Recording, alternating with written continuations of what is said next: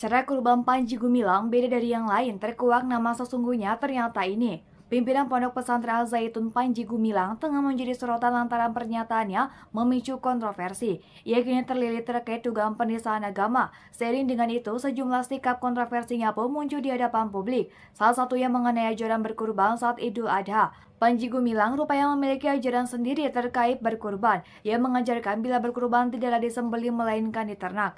Dia mengatakan kurbannya bisa dicicil dan itu tidak dalam bentuk kambing dipotong. Kambingnya nanti diternak di sana. Dikutip dari kanal YouTube Harry Pras, alasan Panji Gumilang adalah mereka memakai asas manfaat di mana hewan-hewan kurban itu tidak dibiarkan untuk dipotong, tetapi dikembangbiakan supaya lebih besar dan banyak. Kalau cuma dipotong cuma saat itu saja, kambing, sapi itu diternak di sana dibesarkan, terangnya. Akan tetapi, Antan Jamaah Ponpes Al Zaitun, Ken Setiawan mengatakan setelah diternak justru tidak tahu hewan-hewan tersebut lantas dimanfaatkan untuk apa.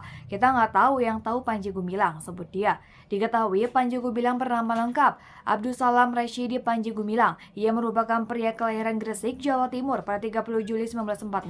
Panji Gumilang mendirikan Pondok Pesantren Al Zaitun pada 1996.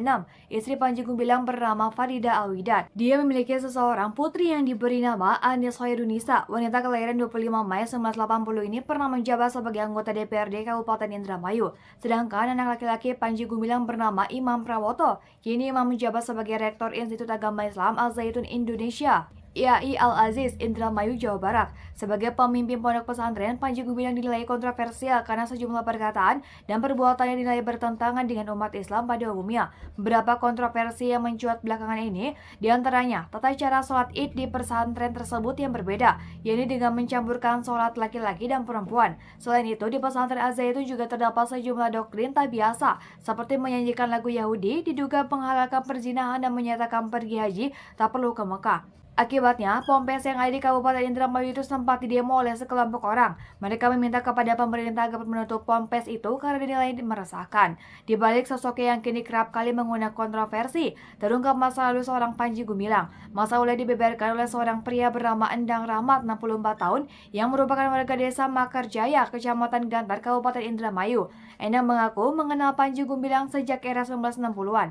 Ketika itu nama Panji adalah Abdus Salam. Pria asal Pandeglang, Banten itu mengaku para menjadi tetangga Abdus Salam alias Panji Gumilang. Menurut Endang, pada era 1967 sampai 1968, Abdus Salam dikenal warga Mainas, Banten sebagai salah satu guru yang mengajar di Madrasah Sanawiyah. Sosoknya, lanjut Endang, cukup dihormati dan menjadi panutan anak-anak di wilayah Menas. Hal itu disebabkan karena Abdus Salam adalah sosok yang dianggap ulama. Endang yang usianya 14 tahun lebih muda dari Panji Gumilang atau Abdus Salam mengaku sering berkomunikasi dengannya. Apalagi rumah Panji Gumilang dan Endang di Menas hanya terpaut 4 hingga 5 rumah saja. Itulah yang membuat dirinya sering berinteraksi dengan Abdus Salam.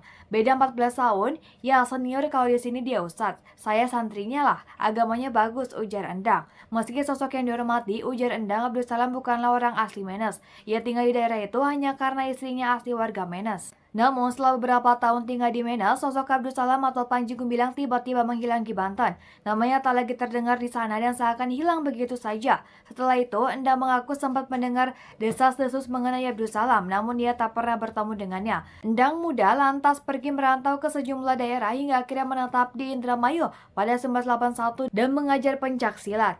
Ia mengaku sempat menyaksikan pembangunan Pondok Pesantren Al Zaitun. Namun, Endang tak pernah menyangka kalau Panji Gumilang yang belakangan ini menuai kontroversi adalah Abdus Salam yang ia kenal dulu.